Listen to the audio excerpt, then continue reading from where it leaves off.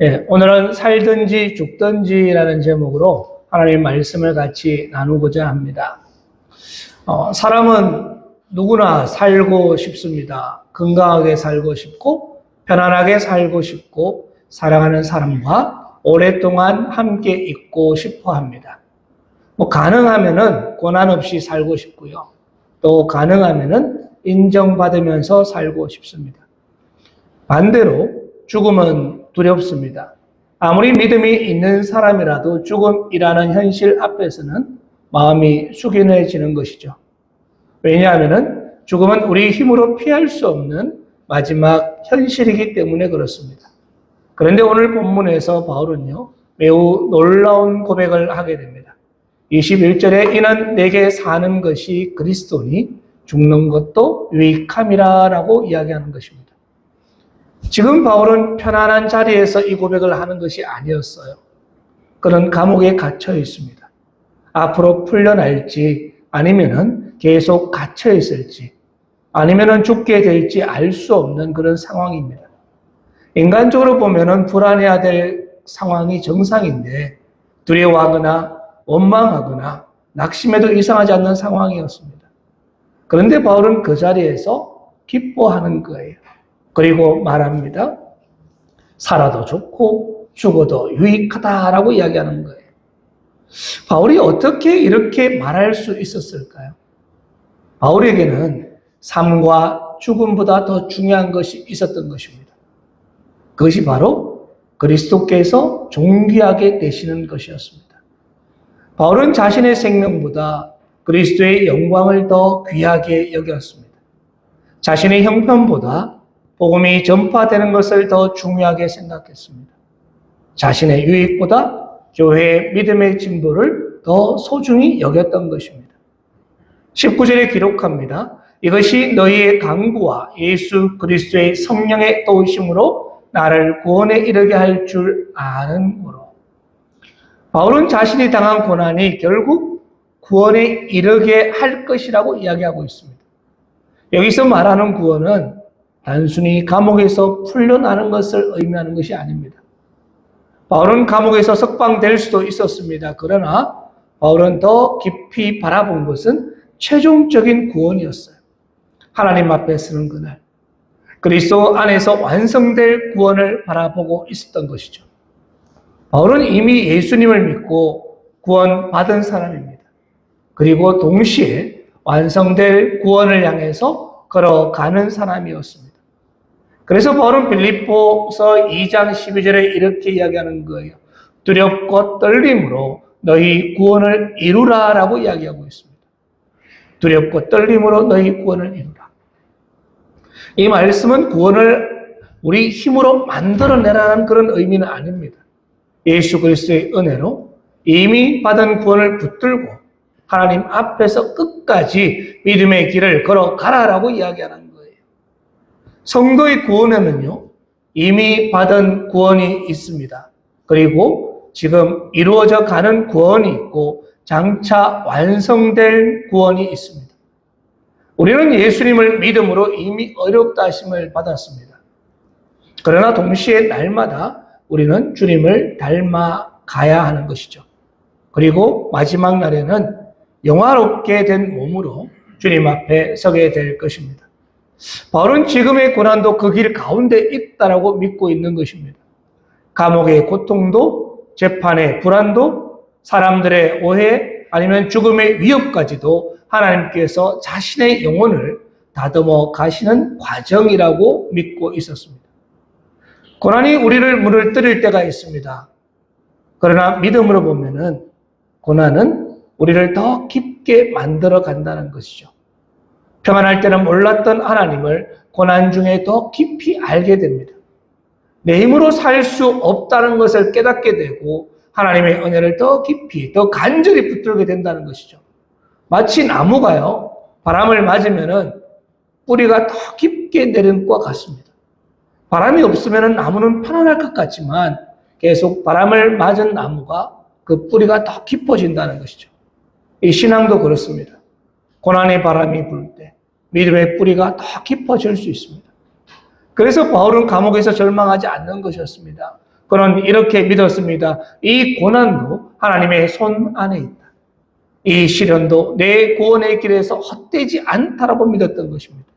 하나님께서 이 일을 통해서 나를 더욱 그리스도께 가까이 가게 하실 것이다 라고 믿었습니다. 그런데 바울은 이 일을요 혼자 감당한다고 말하지 않습니다.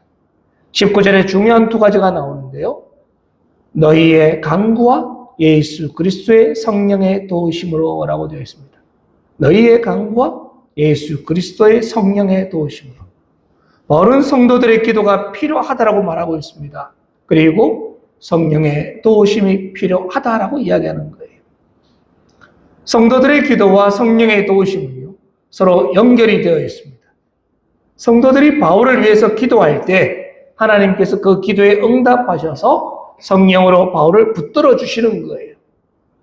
성도들이 간구할 때 성령님께서 바울에게 담대함과 인내와 지혜를 공급해 주시는 것입니다. 여기서 우리는요, 교회의 중요한 사명을 볼 수 있습니다.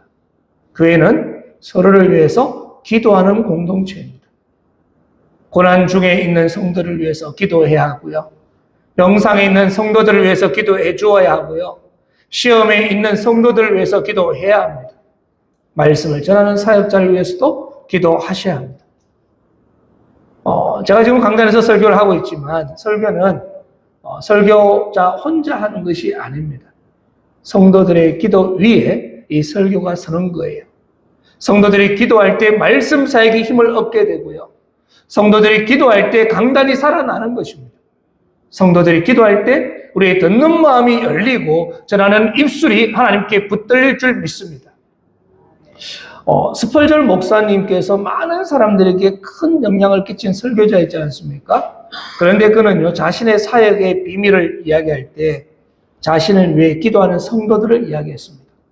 강단 밑에서 보이지 않는 자리에서 기도하는 사람들이 있었기 때문에 말씀 사역이 능력 있게 쓰임 받을 수 있었다라고 이야기했습니다. 사랑하는 성도 여러분, 우리도 서로를 위해서 기도하셔야 합니다. 하나님, 우리 성도들을 붙들어 주십시오. 하나님, 고난 중에 있는 저 가정을 기억하여 주시옵소서. 하나님, 말씀을 전하는 종을 성령으로 붙들어 주십시오. 하나님, 우리 교회가 기도로 서로 돕고 세우는 그런 교회가 될 수 있게 해달라고 기도하시는 것입니다. 우리 가운데 고난이 찾아왔을 때요, 혼자 버티지 마시기 바랍니다. 주변에 성도님들 계시지 않습니까? 장로님들 계시고 권사님들 계시고 우리 집사님들 계시지 않습니까? 가서 기도를 부탁하는 거예요. 내가 이러이러한 일이 있는데 제발 같이 한번 기도해 달라고 이야기하는 것이죠. 그리고 성령님의 도우심을 구하는 것입니다. 성도는 자기 힘으로 사는 사람이 아니에요.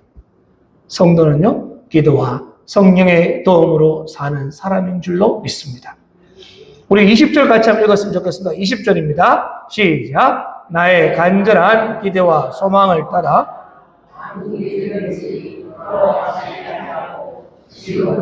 전과 같이 온전히 담대하여 살든지 죽든지 내 몸에서 그리스도가 존귀하게 되게 하려 하나니. 아멘. 지금 바울의 간절한 기대와 소망이 무엇입니까? 감옥에서 빨리 나가는 것인가요? 아니면 재판에서 무죄 판결을 받는 것입니까? 자신을 반대하던 사람들이 자신에게 와서 사과하는 것일까요? 아니면 자신의 억울함이 풀리는 것입니까?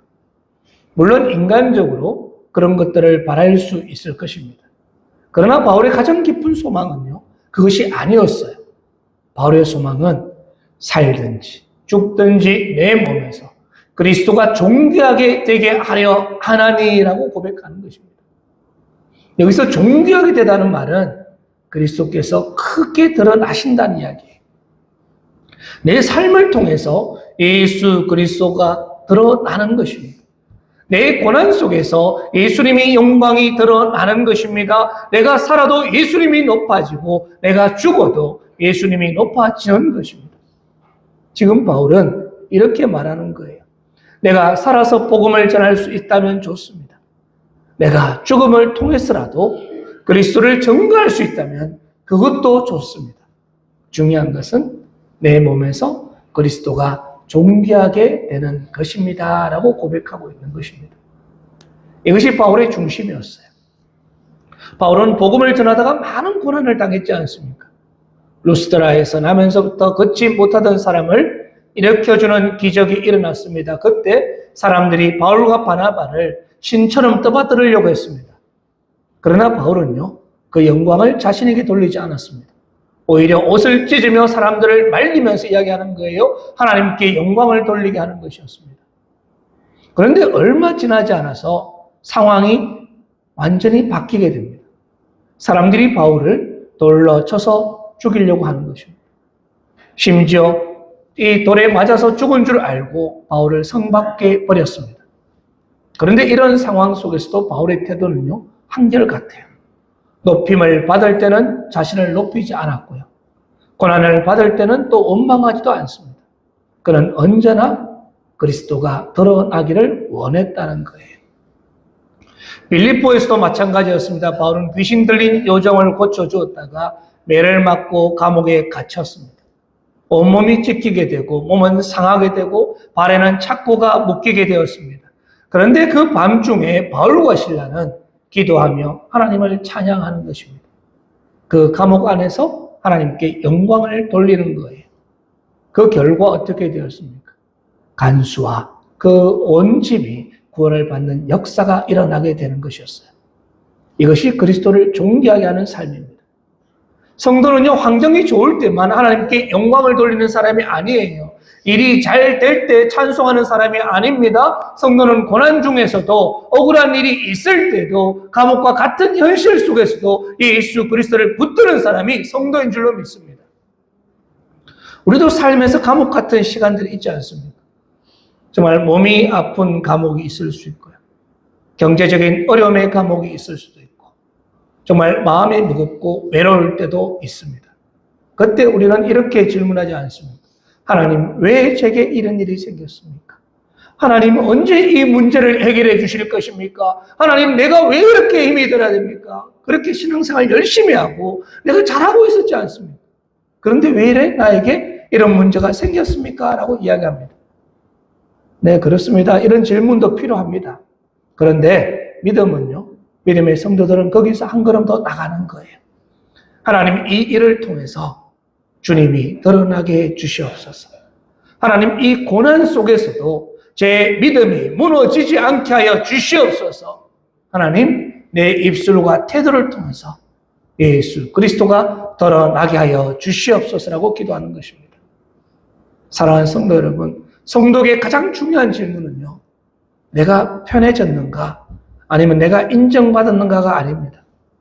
내가 손해보지 않았는가도 아닙니다. 가장 중요한 질문은 이것입니다. 이 일을 통해서 그리스도가 존귀하게 되었는가? 예수 그리스도가 드러났는가 하는 것입니다. 가정에서도, 우리 또 직장에서도, 심지어 우리 교회에서도 마찬가지입니다. 사람들과의 관계에서도 마찬가지입니다. 내 말 때문에 그리스도가 가려질 수가 있고요. 내 태도 때문에 그리스도가 드러날 수도 있습니다. 내 욕심 때문에 복음이 가려질 수도 있고요. 내 인내와 사랑 때문에 주님이 높아질 수도 있다는 것이죠. 사도행전 7장을 보면 스데반 집사님의 순교 장면이 나옵니다. 스데반 집사님은 복음을 전하다가 사람들에게 미움을 받았습니다. 사람들이 이를 갈며 스데반을 향해 달려들었습니다. 돌을 들어 그를 치기 시작했습니다. 그런데 스데반은 죽음 앞에서 원망하지 않습니다. 두려움에 사로잡히지도 않고요. 성경은 그가 성령 충만하여 하늘을 우러러 보았다라고 이야기하고 있습니다. 그리고 하나님의 영광과 예수님께서 하나님 우편에 서신 것을 보았다라고 기록합니다. 스데반은 마지막 순간에 이렇게 기도했습니다. 주 예수여 내 영혼을 받으시옵소서. 그리고 또 이렇게 기도합니다. 주여 이 죄를 그들에게 돌리지 마옵소서. 스데반은 죽음의 순간에도 자신의 억울함을 이야기하지 않았습니다. 자기를 죽이는 사람들을 저주하지도 않습니다. 오히려 예수님처럼 그들의 죄를 용서해 달라고 기도하는 것이었어요.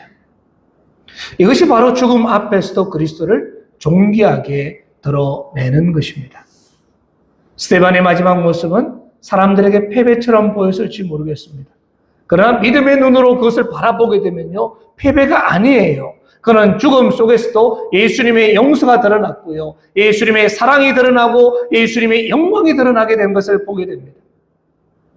오늘 본문의 바울도 이 장면과 무관하지 않습니다. 그때 스데반의 죽음을 지켜보던 사람들 가운데 사울이 있었어요. 이름 바뀌기 전에 사울이 있었습니다. 사울은 훗날 예수님을 만나서 바울이 되지 않습니까? 스데반의 죽음은요, 헛되지 않았던 것입니다. 그의 마지막 정언은 복음의 씨앗이 되었습니다.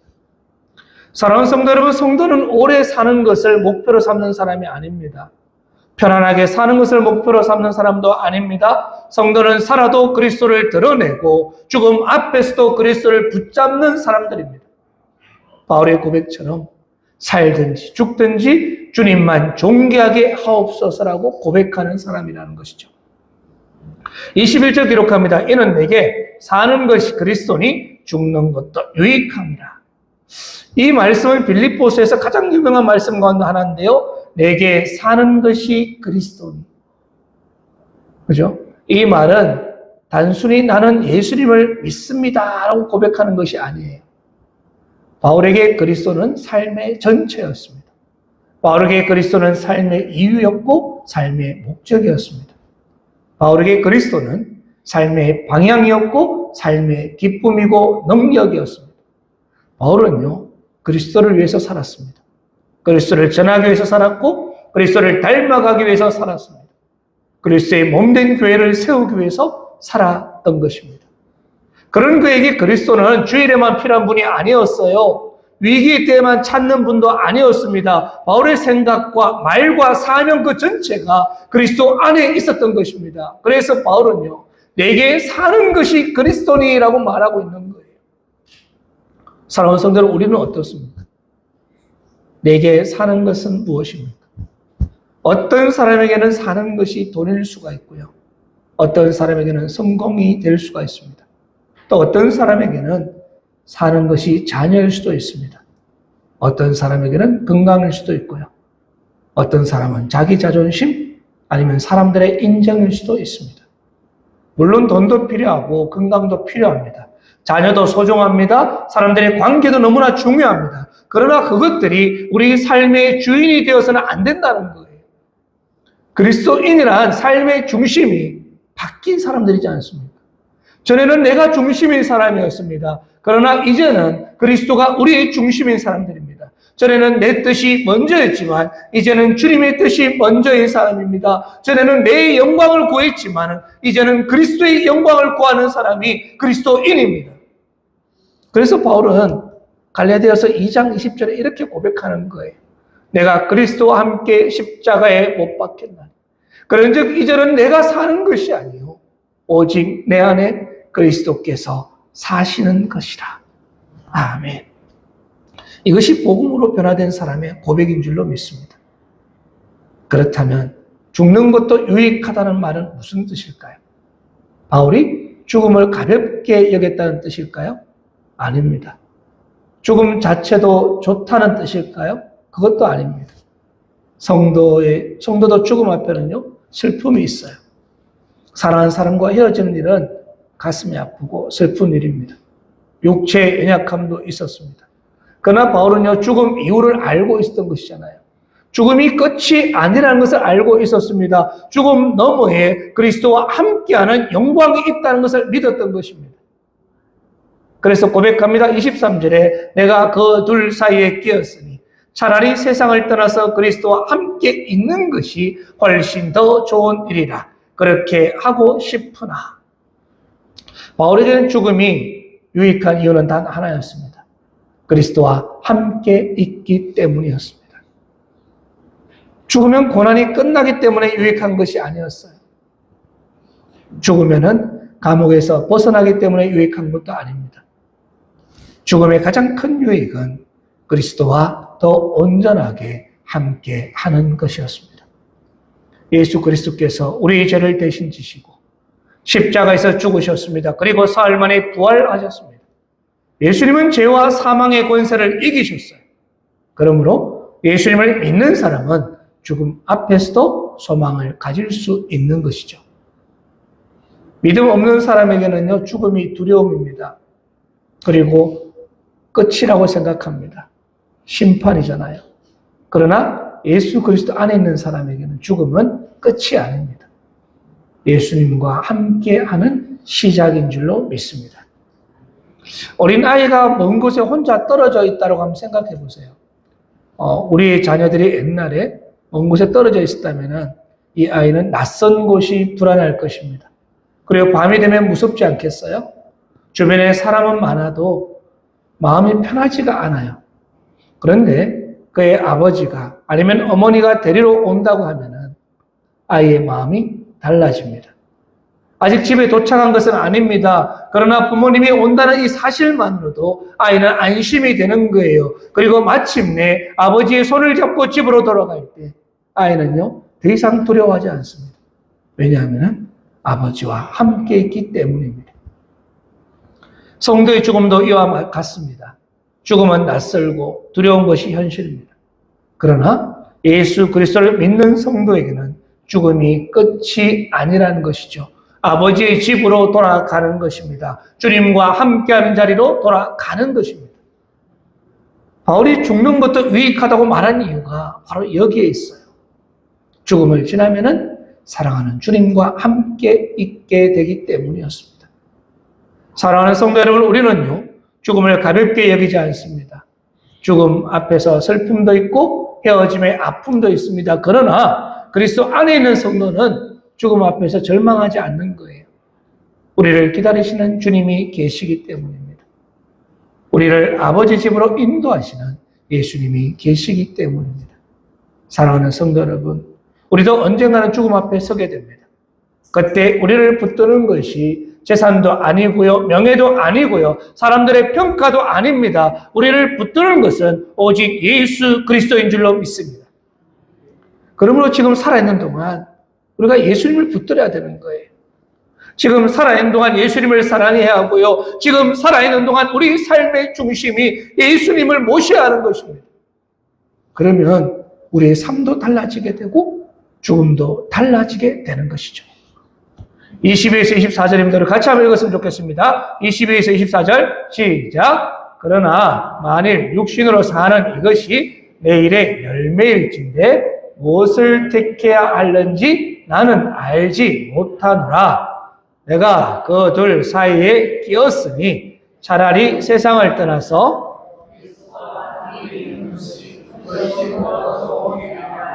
그렇게 하고 싶으나 내가 육신으로 있는 것이 너희를 위하여 더 유익하리라. 아멘. 바울은 지금 두 가지 사이에서 갈등하고 있습니다. 하나는 세상을 떠나 그리스도와 함께 있는 것입니다. 이것은 바울 개인에게는 더 좋은 일이다라고 이야기하고 있습니다. 감옥도 끝이 나고요, 고난도 끝이 나고 눈물도 끝이 납니다. 이제는 주님과 함께하는 영광이 있는 것이죠. 또 다른 하나는 이 땅에 남아서 성도들을 섬기는 것이었어요. 이것은 바울 개인에게는 더 힘든 일이었습니다.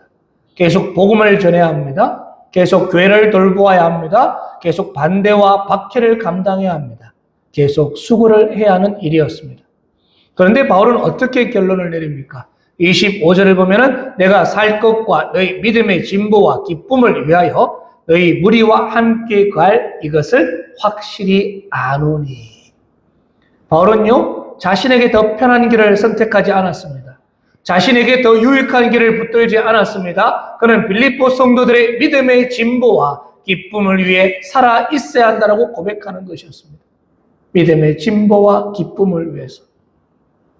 사랑하는 성도 여러분, 참된 기쁨은요, 믿음이 자라갈 때 오는 거예요. 환경이 조금 좋아졌다고 해서 깊은 기쁨이 생기는 것이 아닙니다. 물론 우리에게는 어떤 문제가 해결되면 기쁠 수 있죠. 그러나 그 기쁨은요, 그렇게 오래 가지 않습니다. 성도의 깊은 기쁨은 믿음이 자라날 때 옵니다. 말씀이 깨달아질 때 기쁨이 오게 되고요, 기도의 응답을 경험할 때 기쁨이 오게 되고요, 죄를 이기고 순종할 때 기쁨이 오게 되고요, 내가 조금 더 주님을 닮아가고 있다는 것을 느끼게 될 때 기쁨이 온다는 것이죠. 우리가 아이를 키워보면 그렇지 않습니까? 부모는요, 자녀가 자라는 것을 볼 때 기쁨이 오는 거예요. 아이가 처음 걸었을 때 기뻐하게 되고, 처음 말할 때 기뻐하게 되고 조금 성숙해지는 것을 보면서 부모의 마음이 기쁨을 누리지 않습니까? 신앙도 마찬가지입니다. 하나님께서는 우리가 믿음 안에서 자라나는 것을 기뻐하시는 거예요. 교회도 성도들이 믿음 안에서 자라날 때 함께 기뻐하게 되는 것입니다. 바울은 바로 그런 일을 위해서 살기를 원했던 것입니다. 사랑하는 성도 여러분, 성도의 삶은 나 혼자 믿고 천국 가는 것으로 끝나는 것이 아니에요.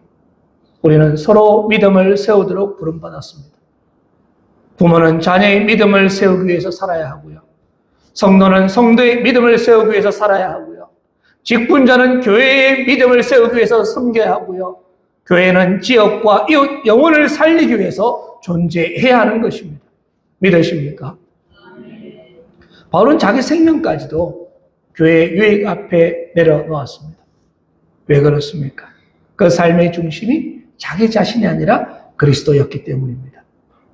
그리스도가 중심이 되면요, 내 유익만 보는 것이 아니에요. 다른 사람들의 영혼을 보게 되고요, 교회의 필요를 보게 됩니다. 성도들의 믿음을 보게 된다는 거예요.